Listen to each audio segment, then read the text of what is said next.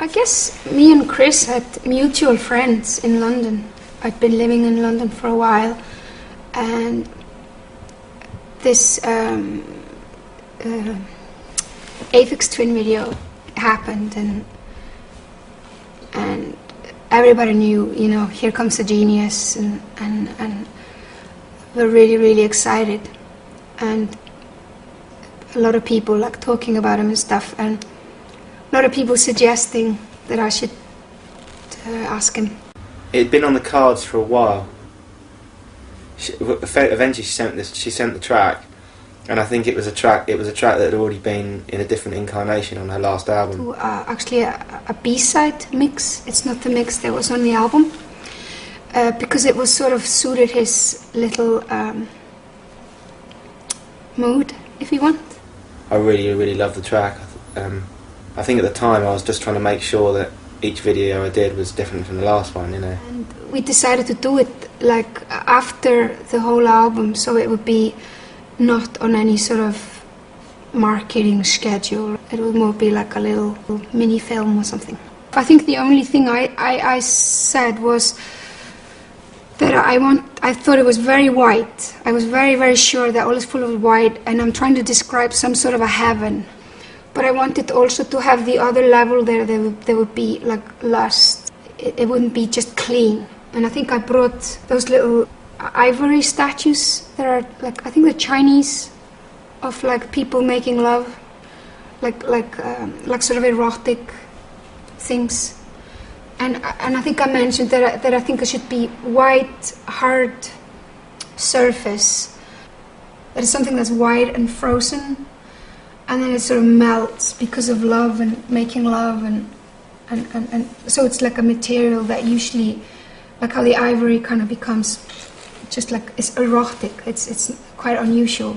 You know, I've been obsessed with engineering and industrial robotics since I was a kid, so it was one of the things I was waiting for a chance to do.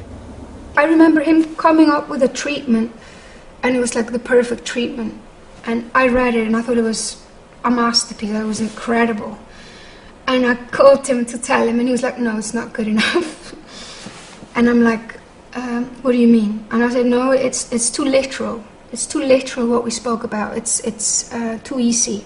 And then for a few weeks we didn't know what was going to happen. And then he came back with a treatment which had all the same ingredients, but he had just kind of, it had all merged and all kind of like yeast in bread. It just all kind of, and brought it to the next level. You suddenly realise when you come in with ideas and stuff, how many things from the past start cropping up. And I mean, I never would have thought that industrial robotics, when I was a late teenager, would end up having a use when I'm trying to come up with an idea for a music video, you know. But it's really that's kind of the things that's been quite exciting, actually, is the way things that you've loved as in the past can somehow kind of cross-pollinate. I actually felt like it was the riskiest video I was doing, because I didn't know whether that kind of imagery would work with that music, you know. I think I was at a stage then that I was kind of bored with this kind of whole, you know, you have 6 weeks, you have do-do-do. And I just wanted to kind of work outside it all. I was kind of breaking towards that anyway. We first had a deadline, and then we just forgot about it. I think my role while we were shooting was that we would have monitors that of the robot that I could see, and then I would have to put my head into complete accurate position, like that, and be like that forever.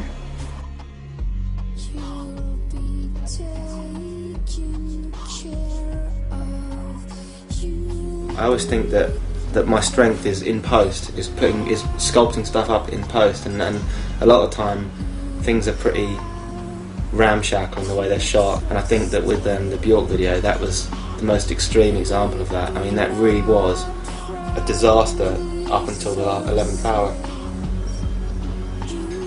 What I essentially shot for that video was a bunch of stills of this set with these props standing there, and these shots of Björk in a blue costume with her face painted white, singing.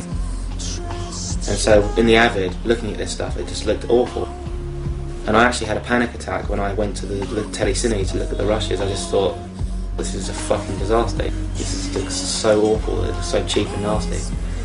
And it was only when Glassworks started doing the computer graphics stuff, and then I'd say about 6 or 7 shots in, as the shots were starting to be done, I started to realise how the video was going to be made completely with the computer graphic additions. And I'd start having ideas for ways of making the video better all the time. So we were kind of improvising stuff in post.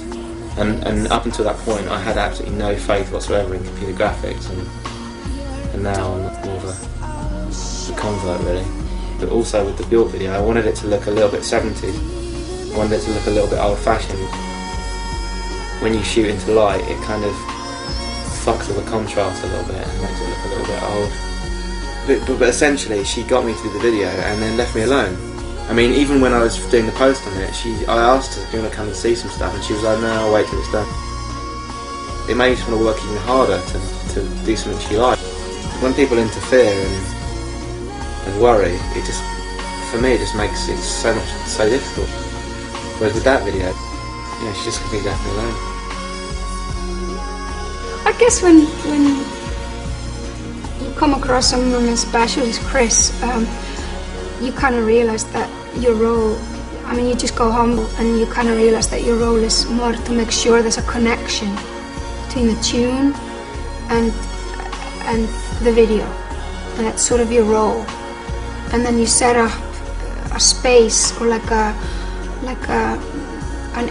place where he can work with no interference, and that sort of more ends up maybe being in your role.